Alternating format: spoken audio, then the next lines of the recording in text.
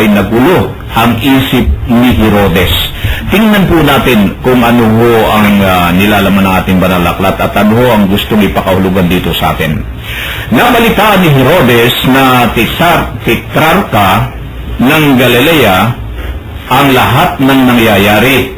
Nagulo ang kanyang isip sapagkat may nagsasabing muling binuhay si Juan Bautista. May nagsasabi namang lumitaw si Elias at may nagsasabi pang muling nabuhay ang isa sa mga propeta noong una. Kaya ang sabi ni Herodes, pinapugutan ko si Juan, ngunit sino ang nababalitang ito?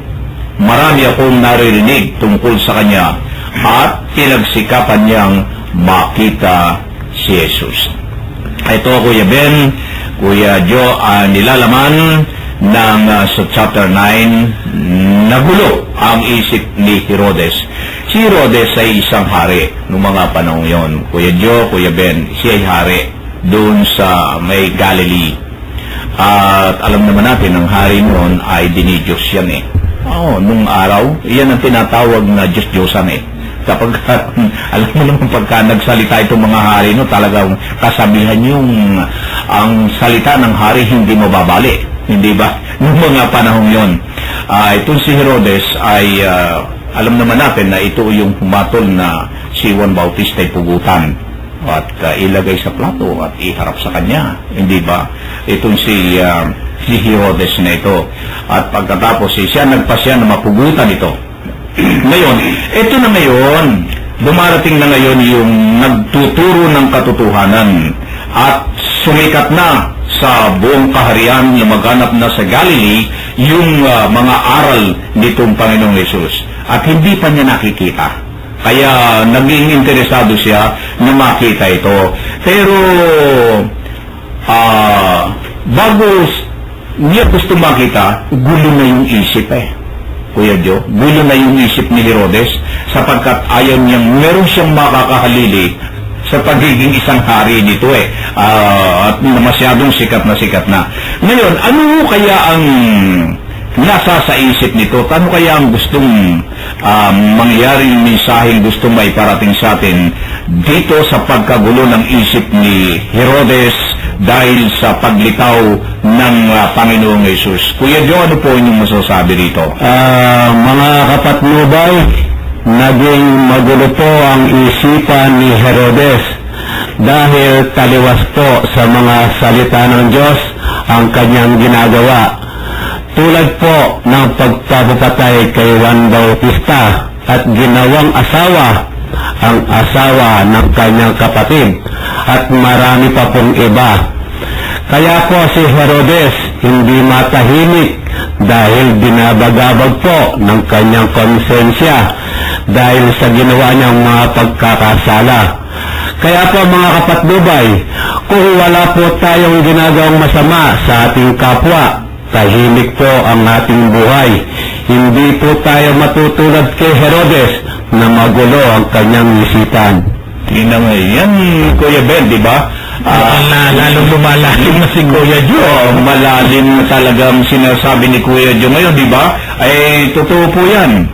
Kung tayo'y walang agam-agam sa sarili at magandang takbo ng pamumuhay natin, nakikita natin yan, yung tahimik ka, matutulog ka, tahimik ka, yung nakakabalita ka na merong maaring gagambala sa iyo, talagang hindi ka makakatulog niya, para kang bulating inaasnan yan. Pabali-bali, hindi ka matahimik, pabali-balihadan kang ganyan, di ba? Pero pagka tahimik ang kaluban mo, wala kang inaalaala, lalo na sa kapwa mo, sa mga tao na kapaligid sa atin, abay paglapat ng likod mo, tulog ka na. Wala kang iniintindi. Kuya Ben, ano po ang sa inyo dito? Una sa lahat, gusto ko munang tingnan natin yung mga bagay-bagay, ano? Bakit kaya naguluhan talaga si Herodes? Yung unang tanong dito, ito yung dapat makita ng mga taong tagapakinig sa atin, yung ating mga kababayan, yung ating pong kapwa Kristiyano. Bakit naguguluhan si Herodes? Sabi nga natin, marahil dahilan sa trip yung tao sa kanyang posisyon. Yun. Ay talagang ganun sa mga lalo na sa mga panahon na ito, Kuya Men, Kuya Joe. Kapag nakaramdam ng ang isang tao na nasa posisyon ay mayroong mga tweet sa kanya, nako kung pwede nga lang, ipapatay na ngayon Ay, mahirap ito, magiging ito papalit ko, ito magiging kalaban ko pagdating ng panahon. Si Herodes sa isang hari, sabi nga po natin kanina, ang isang hari talaga noon pag sinabing hari ka, ay nako talagang lahat ng sinabi mo masusunod At ito ang halos ng mga tao gustong lagyan sa kanilang sarili hanggang sa ngayon na yung parang power ayaw mawala sa atin yan yung kapangyarihan. At minsan ito ang nagiging Diyos ng buhay natin. Ayaw niya may mapakahalili. Ay, ayaw makahalil Pero bakit siya naniligalig? Unang-una, doon na sa kapangyarihan niya, baka may makahalil Pangalawa, hindi niya alam itong taong ito at hindi niya kilala. Ay mahirap pag hindi mo kilala Kahit sa labanan, kapag hindi mo kilala ang iyong mga kalaban, ay talagang ligalig ang isip mo.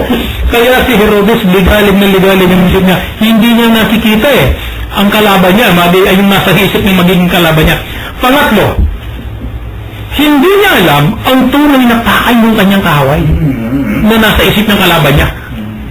Ang akala niya, ang hinahabol na kaharian, nitong kanyang magiging parang naisip ni katunggali niya, ay kaharian ng mga tao, kaharian sa lupa.